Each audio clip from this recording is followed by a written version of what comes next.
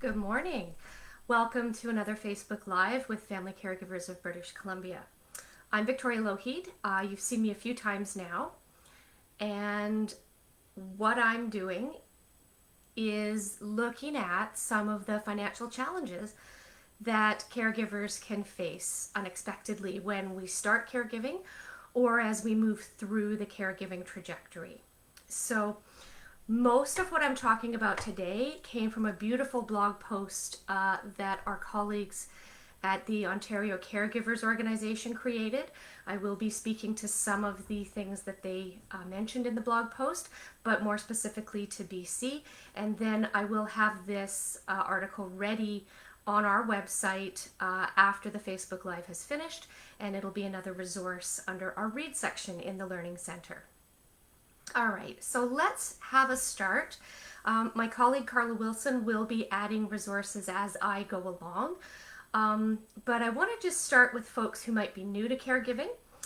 If you are new, you may not be aware of some of the financial hurdles that lie ahead. There are a lot of unexpected costs that come with caregiving. Everything from parking fees at the hospitals, which unfortunately we're paying for parking again here in BC, to time off from your paid work in order to attend appointments or handle unexpected things that come up with your care recipient.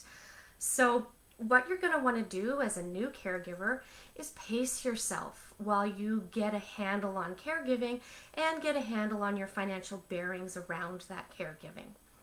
You want to give yourself a little time to adjust to your new reality, as well as get an understanding of what your expenses may be over the long term. It's good to, if your caregiving situation you know is going to be like, this is it from this point forward, it's going to be a long-term thing, maybe make a pause on some of your savings and investments strategies just for a few months until you get a handle on how things are going to look, and then you can revisit your money coming in and money going out and resume some of those processes. You want to map things out in micro timelines. That's the second bit of advice. Instead of focusing on one long-term financial goal, look at things in maybe 4-month blocks for at least the first year of caregiving, because a lot of unforeseen things come up in that first year.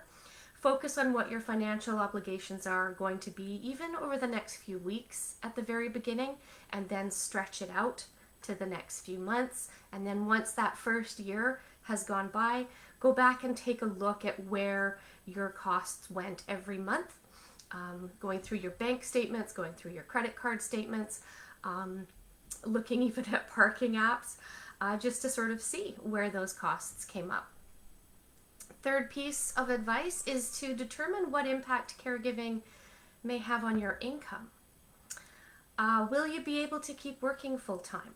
If not, if you have to go down to part-time, will you be able to stay in the same role you're in your work? Or will you need to find a new type of work that allows for part-time?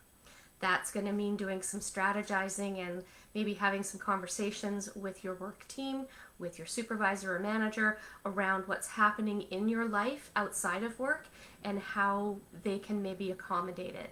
There are a lot more accommodations being put in place by employers for caregivers, so it doesn't hurt to speak up and let them know what you're dealing with. Some families have to change the way they look at work when a caregiving situation comes up. In my family, for example, I have a youth with special needs who could not comfortably manage things like before and after school care when she was in the school system in her younger years. And now that she's aged out of those types of programs, there just isn't anything available for her before or after school. So it meant that one of us had to go down to part-time. In my family, it was my husband. He had a job that was more flexible in the way that we needed at the time, but it has meant a reduction in our family income. He does a side hustle. He works in his own business part-time, and that does augment some of the lost income, but we've definitely hit some financial challenges around having to reshuffle our work-life balance in order to accommodate our daughter's needs. So another thing that you can do is get a handle on where your money's going. What are your expenses every month? A lot of us don't keep a very tight budget, and money bleeds out in between our fingers when we make purchases at the store, get that extra cup of coffee from Starbucks, whatever it is. You may want to start tracking things a bit more carefully, at least for the first year that you're caregiving, just to see where your money's going. There might be places where you can, trim things a bit tighter, maybe not go for coffee as often, although to be honest, I would recommend that one stays on your list, believe it or not, because it's a good form of self-care. Taking yourself for a nice coffee or a nice cup of tea, maybe while your care recipient's at an appointment or at some physio, that's a really good self-care strategy. So maybe look at where your grocery spending is going, or other things like dry cleaning. What you want to think about when you're looking at expenses is looking at what your fixed expenses are, mortgage or rent, property taxes, car payments, all of those obligations that are the same every month and that can't go away. Once you've looked at fixed, then you can look at other costs like groceries, like gas, like spending on meals in that you get from maybe some dine-in services or skip the dishes, dry cleaning, that sort of thing. You can even look at things like RRSP contributions, which technically can be a little bit more flexible in your first year if you have to do that. You want to make some changes, and you want to make sure that 100% of what goes out is the same as that 100% of what comes in. You want to make sure that you're trying as best you can to keep a little bit of a cushion, and if you are spending a lot of money on not fixed items, you might want to trim away some of those. Examples of ways that you can reduce expenses, and this might sound a little bit of course, very logical. You can cut back on your cable subscription. You can cut back on your subscription television services, heating or air conditioning. You can turn those down and put on a sweater. I know. But I do that in my house. You can even, and we did this, my family, when we had to make a move for my daughter, we traded in a more expensive vehicle for a less expensive vehicle. You want to be realistic, though, about the changes you can make, and try not to be too drastic or too hard on yourself. If you say things like, I'm going to cut my spending in half, that might be unachievable, and you might be setting yourself up to fail, and that can start a kind of negative cycle of self-talk, which you want to avoid. Caregiving brings a lot of stress, and you don't want to put too much extra stress on yourself. So you want to also be realistic about where you're investing your income and where you're investing the money that you have. Now might not be the time to do aggressive changes in your investments. It is important to keep making those contributions, especially if you're a younger caregiver. You may need to adjust your contribution amounts for the first year. Prioritizing paying off consumer debt is always a good idea. Consumer debt has the highest interest, and so you want to attack that and get it out of the way as quickly as you can. Otherwise, all you're doing is paying down your interest and never actually touching the debt, and it goes on forever. So that's a really wise idea. Try to stop using credit cards if you can't pay them off at the end of every month. Saving for emergencies is really important. It's such a good idea to have a cushion. If you watch shows about being a good financial planner and having a good investment strategy and being careful about your money, they'll always tell you to try and have 3 months worth of income saved.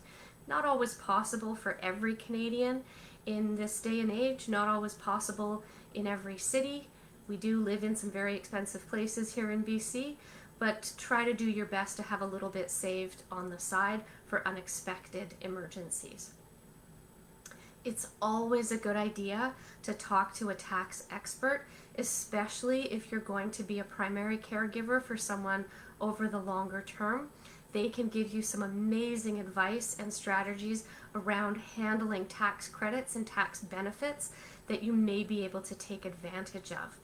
When it comes to talking to a tax expert and doing taxes for your caregiver and yourself, you'll want to do your caregiver or care recipient's taxes first. When you're doing taxes for your care recipient and yourself, do your care recipient's taxes first. That will allow you to look back on whatever credits and benefits may be left over that you can take advantage of as their caregiver. You want to get financial planning advice as well. It's really important to try and look at the picture as it goes along and not just put your head in the sand. I know that caregiving is quite stressful and it takes quite a lot of your daily life energy, but you want to be thoughtful around where the money is, what's happening to it, and how it's being spent. You don't want to be taken by surprise after a few years of caregiving to find that you no longer have the resources that you had planned on having. I worked as an employment counselor before I came to Family Caregivers of BC, and I can tell you that I did have interactions with a lot of clients there who had been caregivers. They had left jobs to be caregivers, and now that their care recipients had passed, they were finding themselves in a financially precarious state. And the one piece of advice that I could carry from that experience over into this one when talking to caregivers is, please don't compromise your long-term financial picture to be a caregiver. If you're going to quit work to be a caregiver, you need to be strategic about it, and you need to be strategic about savings. You don't want to put yourself at risk down the road, even though the pull to be a full-time caregiver may be strong. Look after yourself. It's sort of like putting that oxygen mask on your face first when you're on the plane before you put it on your loved one. You have to make sure that there's a future for you at the end of this process. So I know this was a little bit maybe of a short Facebook Live. It was only 10 minutes, but there are some great resources on our website at Family Caregivers of British Columbia. In our Read section, we have a delightful resource document around financial resources. And in our Watch section, we've got a great webinar with Shelby Parkinson of Liberty Tax Services, where she discusses tax credits and tax benefits that you can take advantage of as a caregiver. Some fantastic resources there worth taking a look at and taking advantage of. Again, I would like to suggest, if you can, connect with our caregiver support line. We're always here to be a listening ear, answer questions where we can, point you to resources where we can, and just be here for you. I also strongly recommend that you take advantage of our caregiver support groups. It is a wonderful opportunity to touch base with other caregivers, learn about their experiences, learn where their stresses are, learn how their finances are being handled. All of those pieces can come from participating in support groups. You can find that information on our website as well, or by calling the caregiver support line. Please do take care of yourselves in the meantime, and I'll see you again next month. Bye.